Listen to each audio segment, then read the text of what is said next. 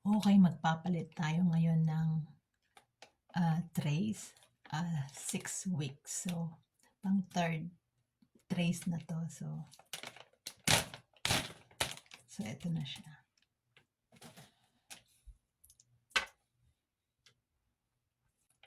So, ito ngayon yung mga ngipin ko.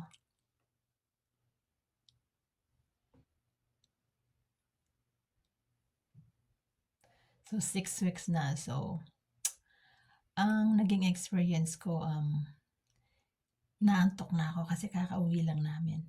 So, lalagay ko na yung 6 pang third trays ko. So, ang naging experience ko, hindi pa rin normal yung pagmuya ko. Parang mataas yung dito. Ang hirap kumagat. Nag-move na talaga sila. So, yun ang naging experience ko. Hindi sila masakit, pero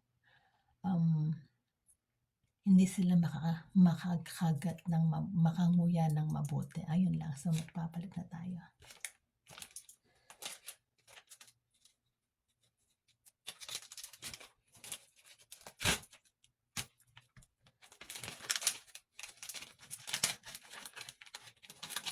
So, third, 6 weeks.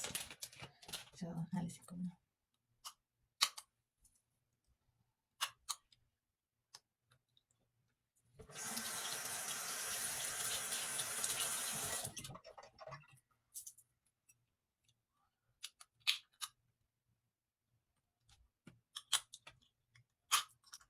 Nagiging expert na ako.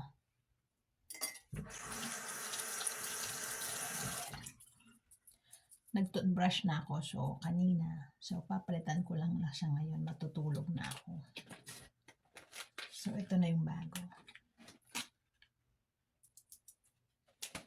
Banlawan na muna natin.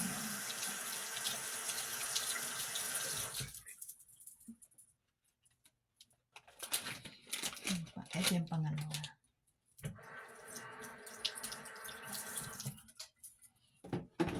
Nag-toothbrush na ako kanina. So, mag-mouthwash muna ako.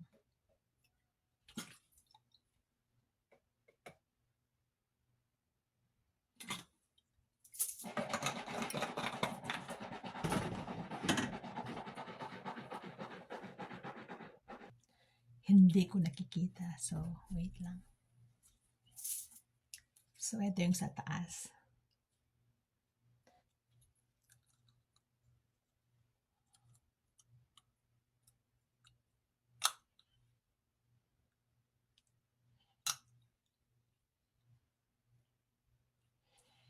Oh, tight sila. Oh, nag-iba.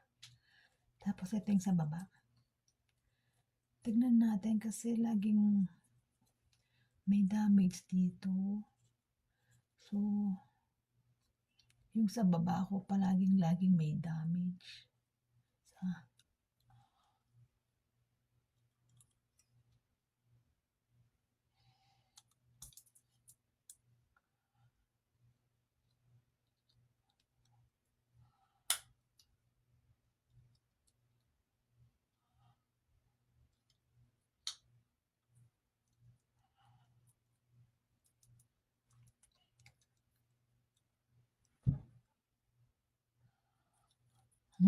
Parang iba sila. Nag-iiba. Parang iba sila. Papakita ko yung ipapakita ko yung old. Wait lang. So, ito yung second tray. So, meron na naman siyang parang damage. Ayun na. Ayan na naman siya. Kasi, ewan ko ba? Ayan o. May damage na naman. Ewan ko ba? Bakit laging meron dito? Ewan ko kung normal to. So, ngayon yung second trace ko. Ayan. Maputi sila, di ba?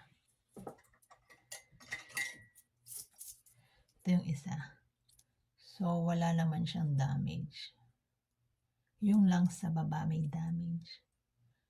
So, ito yung second trace ko. Ayan. Ito lang may damage. So, ayan.